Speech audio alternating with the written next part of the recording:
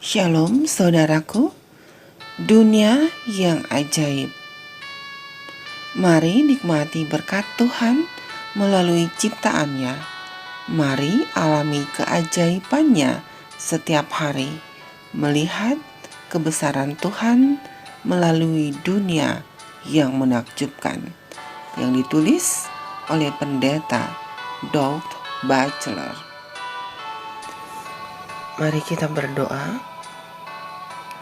Terima kasih Bapa yang baik atas hari yang baru yang Kau berikan bagi kami. Kami bisa menghirup udara segar. Tolong kami saat ini untuk siap mendengarkan renungan firman Tuhan melalui bacaan dunia yang ajaib. Dalam nama anak-Mu Yesus Kristus kami berdoa. Amin. Kesehatan dan biologi manusia. Judul renungan hari ini, kasus linggis atau crowbar. Ayat inti terdapat di dalam kitab Wahyu 13 ayat 16. Demikian firman Tuhan. Dan ia menyebabkan sehingga kepada semua orang, kecil atau besar, kaya atau miskin, merdeka atau hamba, diberi tanda pada tangan kanannya atau pada dahinya.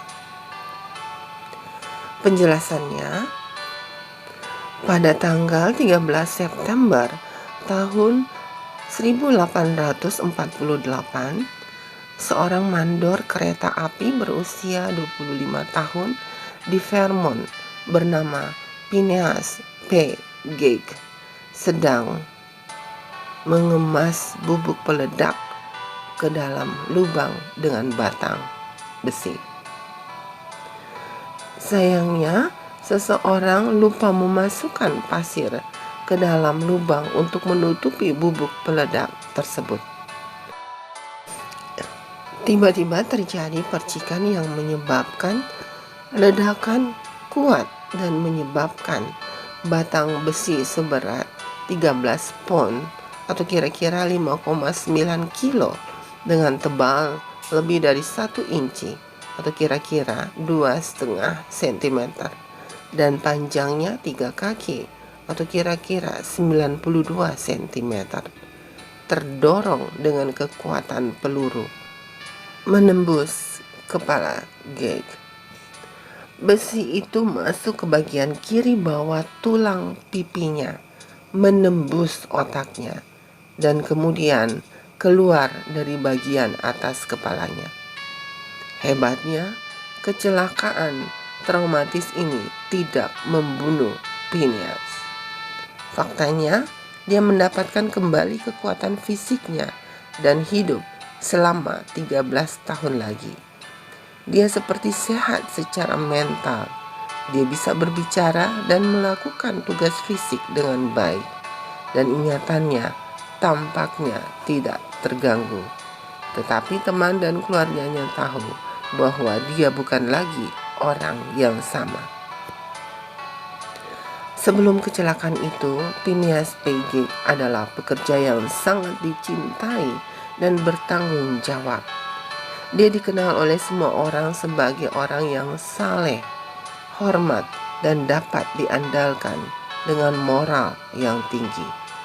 Namun setelah kecelakaan itu, Phineas mengalami kemerosotan moral yang besar. Dia menjadi sangat pemarah, kasar, bermulut kotor, dan kehilangan semua rasa hormat untuk hal-hal rohani. Sepertinya semua saringan etikanya telah dimatikan. Akibatnya, dia kesulitan mempertahankan pekerjaan. Sekitar tahun 1850, dia menghabiskan sekitar 1 tahun sebagai atraksi sampingan pada Museum P.T.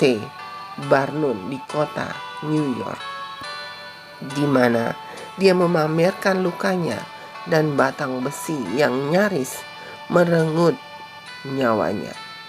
Gek menyimpan batang besi sepanjang hidupnya sebagai kenang-kenangan dan bahkan dikubur bersamanya saat dia meninggal dunia. Di kalangan medis, ceritanya dikenal sebagai kasus linggis. Pada tahun 1867, tengkorak Gek dan batang asli yang menembusnya digali kembali. Keduanya menjadi bagian dari pameran di Harvard Medical School Museum di Boston yang masih ada sampai sekarang. Kecelakaan traumatis Phineas Gage mengorbankan kepribadiannya, standar moralnya, dan komitmennya untuk orang yang dicintai. Para peneliti telah menyimpulkan bahwa dia telah kehilangan bagian otaknya yang penting yang disebut lobus frontal. Lobus frontal terletak di bagian dahi, adalah bagian terbesar dari otak manusia dan bertanggung jawab atas moral, penalaran, penilaian, perilaku sosial, dan yang terpenting, spiritualitas.